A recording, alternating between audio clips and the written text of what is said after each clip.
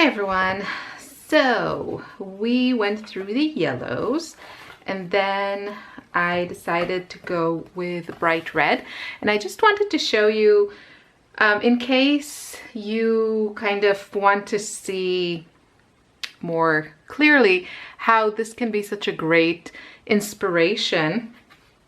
First of all, can we all admire the texture of this paper with the granulating pigments? This is Lunar Black. It's just beautiful, and this paper really reminds me, the way it behaves, it reminds me of the Turner paper from Hanemühle. So after I painted this, I decided to try something similar. Honestly, I wasn't in the best mood. So I wasn't super focused on it, but you can see I kind of toned down the coral color, this bright red fluorescent color, toned it down a little bit, and then I didn't really push the teal as much here, but there is a little bit of teal in the mixtures, which makes really interesting colors. So there's just like a touch of it here. You can't even see the granulation, but here maybe you can see a little bit. And then again, that Lunar Black is so beautiful. And I decided to try and add some pen lines. I didn't really want to go in with more paint, but I felt like it could use a little bit more definition. But I wanted to do it in a very loose style. So I MacGyvered, if you know who MacGyver is, you're old as I am. I MacGyvered this pen holder so that it can give me kind of less control and help me get those more shaky lines.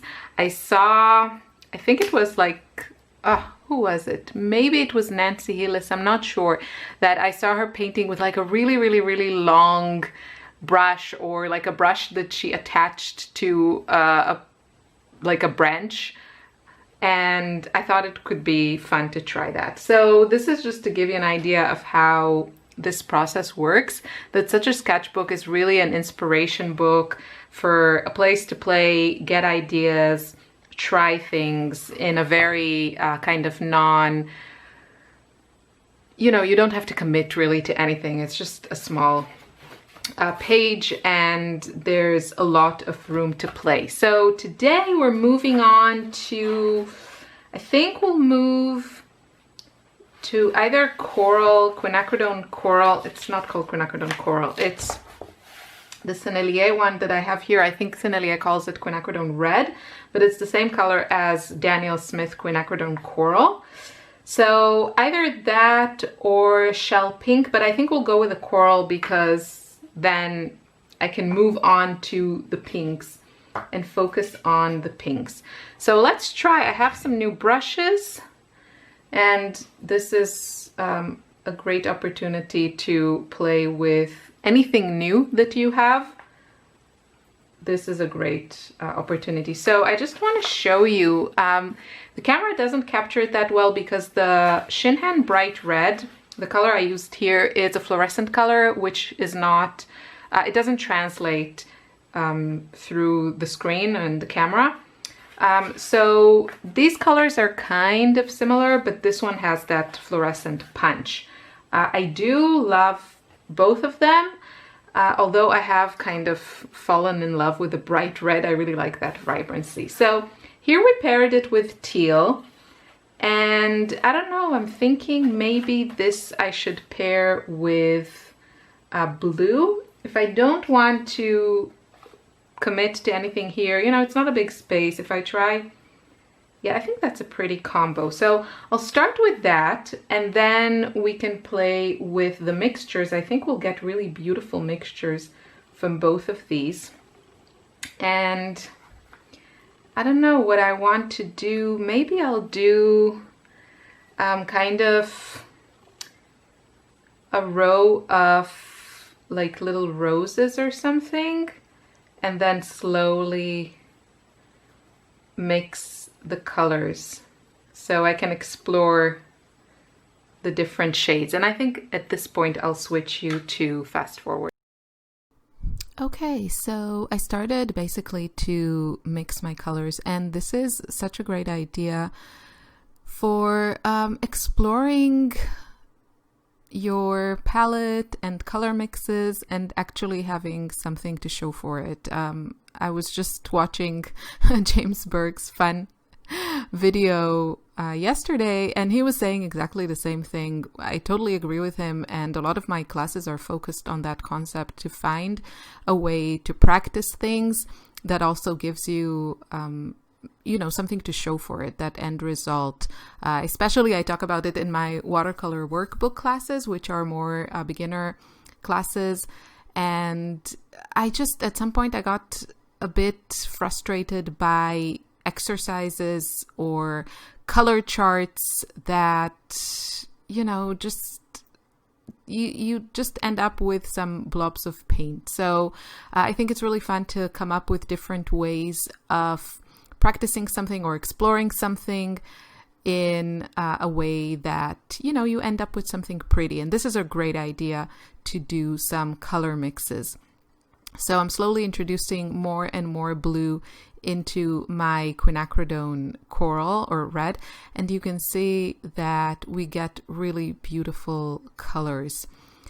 These are not complementary colors. They, you know, they're actually pretty, well, relatively close on the color wheel. They will basically give you a range of violets and kind of blue when you get close to the ultramarine. But they're still very beautiful, and because the quinacridone red is kind of that warm color, it has some yellow in it, you can see that the violets and purples that we are getting are a little bit muted. They're not super bright, and I actually really love that, especially when you have the granulation from ultramarine blue. So really, really fun way to explore these colors. And this is where I started with these roses. Again, this is quite a fun way of also practicing these kind of loose rose-like shapes. They're actually not that hard to get if you're going for that loose look. I think once you want more detail, once you start trying to define like different petals and stuff, that's where I usually get into trouble. And most of the time it's better, or the result is nicer, when I leave it more on the suggestive side or more abstract loose side, as opposed to trying to get more detail in. And then on the other side, I didn't really know what to do, so I just decided to do like a big flower and do the different mixes of colors within one flower. So that's another idea. I think at some point I'm very, very tempted to just draw bigger. My obstacles are space, because I'm so messy, I need to clear up my space, and just accepting the fact that I'll need to buy larger sheets of paper and, you know, just spend a bit more money on that. But I really feel that that's in my future. And yeah, I also have all kinds of ideas, and you'll see in the next two videos I've made since recording this, I made 2 more pages, and you'll see that I'm really getting into that whole zone of exploring new options, new techniques, new ideas, and I'm really happy about it. It also means that, you know, till now I was playing it a bit safer, and so the results were a little bit more predictable. The next 2 pages were a little bit more of a struggle, but kind of in an exciting, you know, new options kind of way. But you'll see that. You'll have to wait and see.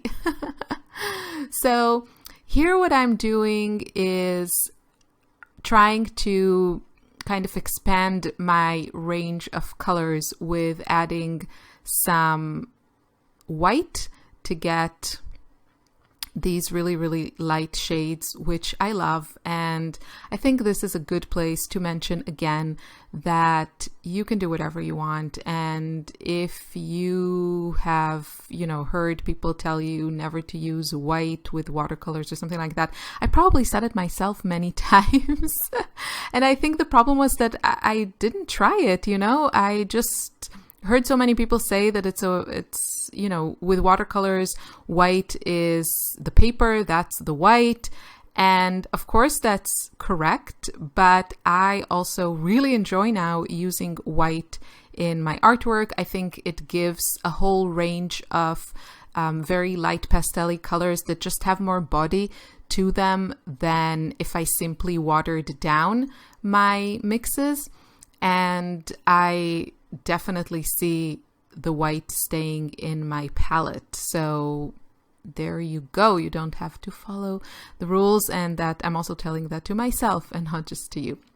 So off camera, I added some more of these pen lines, and I'm so happy that I did because I love the result. Again, I was inspired by Alyona's beautiful ephemera. And if you don't know what I'm talking about, you can see that video on my channel. And I was also talking about it in the previous video. This was just really, really fun. And this is before the pen lines. You can see the beautiful granulation of the ultramarine blue.